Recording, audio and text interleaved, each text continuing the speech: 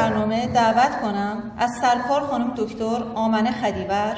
دانشیار مدیریت فناوری اطلاعات دانشگاه الزهرا، عضو شورای عالی اداری کشور، رئیس کارگروه‌های آموزش و آزمون تایید صلاحیت حرفه‌ای انجمن علمی حسابرسی فناوری اطلاعات ایران که روی صحنه تشریف بیاورند و درباره گزارش علمی کنگره و برنامه آموزش حرفه‌ای انجمن اطلاعات ارزشمندی را در اختیار ما قرار دهند. با تشویق بسیار شایسته شما.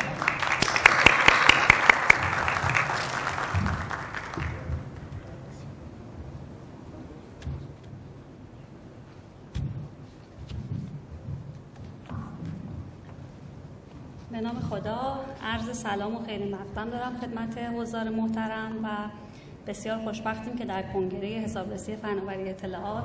امروز در خدمت شما هستیم. با این مقدمه میخوام صحبتامو شروع کنم که هممون میدونیم که در حال حاضر گستردگی فناوری اطلاعات و بلوغ فناوری اطلاعات در سازمان‌های دولتی و خصوصی ما به جایی رسیده که الان اهمیت و ضرورت حسابرسی فناوری اطلاعات و بحث‌های ممیزی فناوری اطلاعات رو به درستی دارن درک می‌کنن سازمان‌ها. بنابراین من فکر می‌کنم تو مقطع فعلی شاید بسیار مناسبه که ما بیشتر به بحث‌های برگزاری کنگره‌های این چنینی، هم‌اندیشی‌ها و دیالوگ و گفتگو بین متخصصان رشته‌های مختلف در خصوص حسابرسی فناوری اطلاعات داشته باشیم. لذا در این کنگره در خدمت شما هستیم با این هدف و در حال حاضر خب در دولت هم سند دولت هوشمند و حکمرانی داده محور در دستور کار قرار گرفته و خب می‌دونیم که حرکت به سمت سامانه‌های هوشمند شروع شده.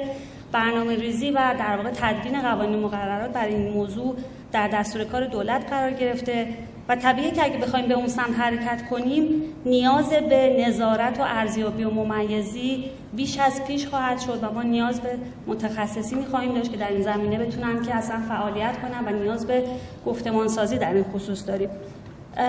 این موضوع نه تنها در ایران به هر حال الان موضوعی هستش که ضرورتش احساس میشه، در دنیا هم همین موضوع وجود داره. به عنوان مثال من یه بررسی می‌کردم توی گزارش‌های معتبر بین‌المللی،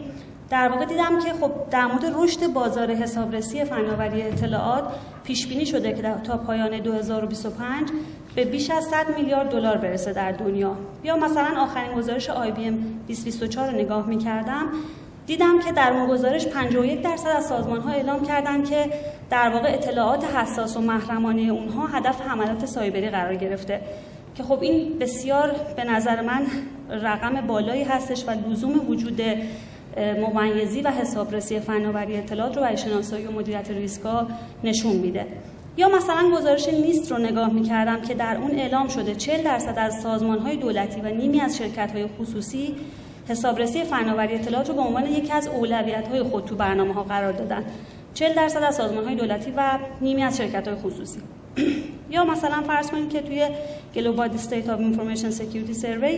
دوباره 40% از CIO ها گفتن که در بودجه 2025 در واقع یک افزایش حدود 30% برای بودجه‌های حسابرسی و امنیت در نظر گرفتن. خب به نظر اینا همه فکتایی هست که نشون میده که تقاضا برای حسابرسی فناوری اطلاعات هم در دنیا و هم در ایران افزایش پیدا خواهد کرد. به خصوص ما اگر بخوایم که تطبیق پذیری با مقررات رو در نظر بگیریم، مقرراتی که داره وضع میشه، خب سازمان‌ها مجبورن به جهت اینکه چک کنن رعایت تطبیق پذیری با مقررات و قوانین رو بیان به سمت این تخصص که به نظر میرسه خیلی روش کار نشده که دقیقاً حسابرسی فناوری اطلاعات ما چه تخصصایی باید داشته باشن. این اقدامات اخیری که توی ماه‌های اخیر و در سال گذشته به خصوص توسط انجمن حسابرسی فناوری اطلاعات انجام شد نشون داد که واقعاً یه جنبه‌های از موضوع بر ما مقفوله. اینکه چه تخصصایی اصلا باید بیان وارد بشن، از چه رشته‌هایی ما باید ورودی بپذیریم، متولی در واقع موضوع کی هستش. باز یه نگاهی هم اگر بکنیم به گزارش‌های بین‌المللی در مورد اینکه اصلا آیتی آدیتورها در دنیا از چه رشته‌هایی هستن، می‌بینیم که یعنی که چه تخصصایی اصلا نیاز دارن، اصطلاحاً چه شایستگی‌هایی نیاز دارن.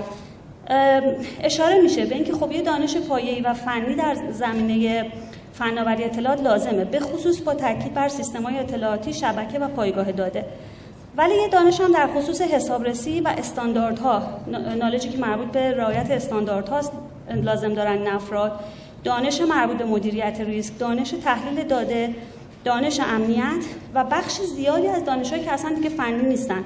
مثل دانش‌های مانند مهارت‌های دیگه، اینجا وارد اسکیل ها میشه، مهارت‌های بین فردی، مهارت‌های در واقع تفکر انتقادی، تفکر سیستمی، به دلیل اینکه شما داریم به صورت سیستمی به کل فناوری اطلاعات سازمان نگاه می‌کنید و سیستم‌های اطلاعاتی، و همچنین دانش تجاری، یعنی اینکه اون فهم منطق کسب و کاری که داریم براش آیتی آدیتینگ انجام میدین و عملیاتش رو تجزیه و تحلیل می‌کنید. خب به نظر میرسه که کل این دانش‌ها کسبشون با هم دیگه واقعاً نیازمند صرف وقت دقیق است و نیازمند به طراحی دقیق از طرف نهادهایی مثلا انجمن حسابرسی آیتی است که ما بتونیم که همه این شایستگی‌ها رو با هم در یک فرد ایجاد کنیم. از لحاظ حالا رشته‌های هم که عمدتاً در دنیا وارد بحث آدیتوری شدن، ما می‌بینیم که رشته‌های حسابداری، علوم کامپیوتر، مدیریت فناوری اطلاعات، امنیت اطلاعات، مهندسی نرم افزار، مهندسی شبکه، مدیریت ریسک و مدیریت کسب و کار MBA مطرح شدن. و یه مقدارم حالا بین رشته‌ها و تخصصایی که حالا میشه بهشون گفت سایر، که زیادم حالا دیگه درصدشون بالا نیست. پس به هر حال ما با این چالش مواجهیم که ما آدم‌های از رشته‌های مختلف با زمینه‌های متفاوت رو داریم که با اون بیس دانشگاهی خودشون به دنبال ارتقای مهارت‌های خودشون هستن. بعضیا مهارت‌های خب به هر حال حسابرسی رو دارن و میخوان بیان سراغ مهارت‌های فناوری اطلاعات. بعضیا به طور عمیقی در واقع علوم کامپیوتر و سیستم‌های اطلاعاتی رو میشناسن و به سمت حسابرسی گرایش پیدا میکنن. بعضیا بیشتر با مباحث مدیریتی آشنا هستن، بحث‌های مدیریتی فناوری اطلاعات، بحث‌های استراتژی و دارن میان به سمت حسابرسی آیتی. و همچنین کسانی که از بحث‌های مهندسی مثل مهندسی نرم افزار و شبکه و اینها دارن میان به این سمت. بنابراین واقعیت اینه که ما با ورودی‌های متفاوتی مواجه هستیم که به هر کدومشون به صورت کاستومایز شده و خاص باید آموزش بدیم. نگاه کنیم ببینیم هر کدومشون چه شایستگی‌هایی دارن و چه شایستگی‌هایی رو ندارن که نیاز اونها رو تقویت کنیم. خب ما تو این سال اخیر خیلی تلاش کردیم که سطح دانش حسابرسی آیتی افراد رو در واقع بالا ببریم. حالا بعضی از فعالیت‌هایی که انجام شده به طور مستقیم در زمینه آموزش حسابرس فناوری اطلاعات یا خود موضوع حسابرسی فناوری اطلاعات بوده. به صورت دوره حالا بوتکمپی یا کوتاه مدت، حالا مطابق با استانداردها 40 ساعته، ما یک دوره عمومی از طریق فراخوان عمومی داشتیم در تابستان که با حضور تقریبا 50 نفر، حالا دقیقش رو نمیدونم، حدود 50 نفر از افراد برگزار شد و همچنین 4 دوره اختصاصی برای شرکت‌ها که در مجموع در واقع آموزش خوبی صورت گرفت و نفراتی که پوشش داده شدن بر ساعت‌های آموزشی در واقع قابل ملاحظه بود. اما کار دیگه که انجام گرفت این بود که طراحی آزمون صلاحیت حسابرسی فناوری اطلاعات رو انجام دادیم به منظور اینکه سعی کنیم که در واقع دوستان در یک آزمون شبیه سازی شده با صلاحیت و نزدیک به استانداردهای جهانی در واقع بتونن خودشون رو محک بزنن و ببینن چقدر نزدیکن به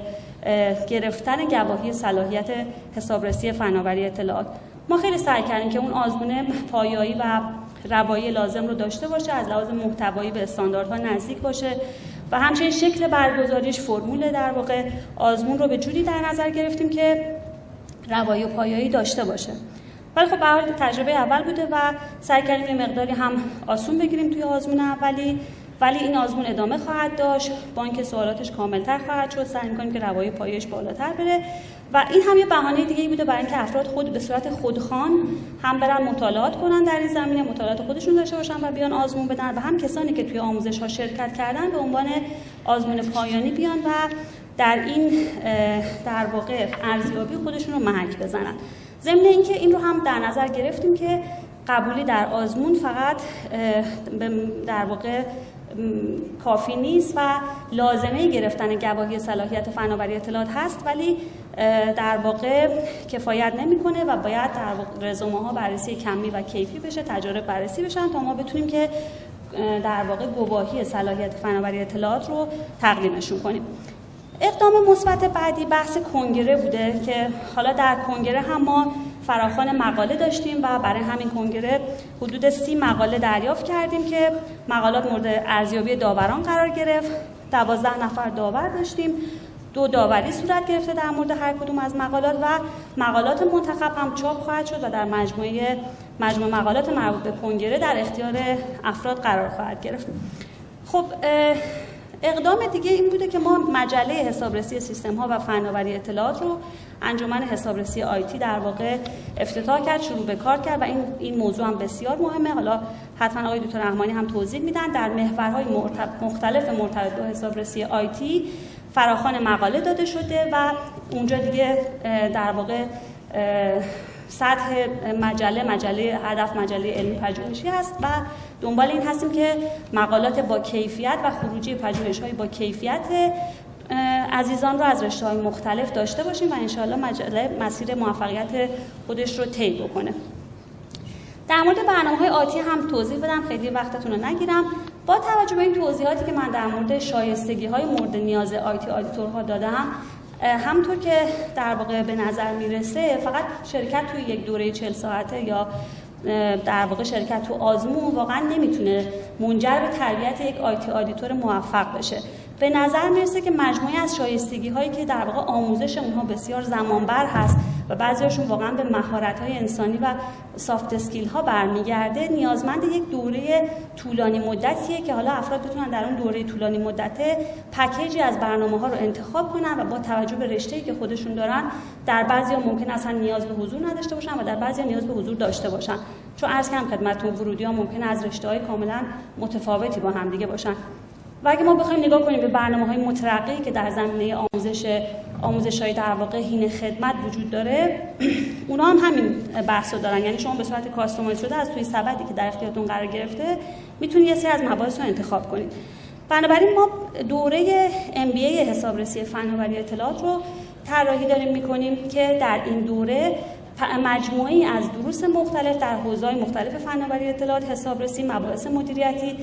و دروسی که پیش نیاز خیلی از بحث‌های حسابرسی آیتی هستن، اونها رو به طور مستقل در واقع ارائه بدیم و در طول زمان باشه متقاضی بتونه که در واقع انتخاب کنه که در طول 1 سال یا 1 سال و نیم دوره‌ها رو بگذرونه و بتونه در نهایت گواهی MBA رو بگیره. ما امیدواریم که در سال آینده بتونیم که این در واقع دوره رو راه اندازی کنیم و نتایج خوبی هم بگیریم در قیاس با آموزش‌های کوتاه مدت. برگزاری در واقع دوره‌های کوتاه مدتمون در خصوص گواهینامه‌های حرفه‌ای مثل در واقع سیریس یا سیزم ادامه پیدا خواهد کرد. اون بحث دیگه‌مون دوره MBA تحلیل شناسی داده هستش که توضیحاتش دوباره توی این برنامه امروز به شما ارائه خواهد شد. اینها برنامه‌های آتی و اصلی در واقع انجمن خواهد بود. بحث پیوستن به مؤسسات بین‌المللی که توی این زمینه کار میکنن و علاقمند به همکاری با ما هستن، شبکه‌سازی با متخصصای داخلی و خارجی مد نظر قرار داره و سلسله نشست‌هایی که به صورت موردی برگزار میشه و در واقع اینا همه در راستای همون رسالت ترویجی انجمن حسابرسی آیتی هستش که در واقع رسالتش آموزش و ترویج حسابرسی آیتی هست. امیدواریم که انجمن بتونه تو این رسیدن به این اهداف موفق باشه و در ایجاد اون اعتماد دیجیتال در سازمان‌های دولتی و خصوصی بتونه اثرگذار باشه. خیلی ممنونم از شما.